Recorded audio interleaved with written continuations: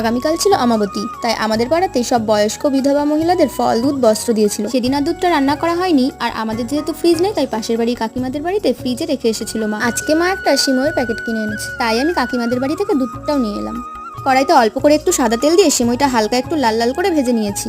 সিমই কিন্তু দু রকমের হয়, একটা আছে ভাজা আর একটা ভাজা ছাড়া। দুধের প্যাকেটটা কেটে নিচ্ছি, এবারে দুধটাকে একটু জাল করে নেব। আর একটু হলেই পেনিটা উল্টে যাচ্ছে, ভাগ্যিস পড়ে যাওয়ার আগেই ধরে ফেলেছিলাম। তারপর পুরোটা দুধ ঢেলে ভালোভাবে ফুটিয়ে নিয়ে পরে আবার কড়াইতে ঢেলে নিয়েছি।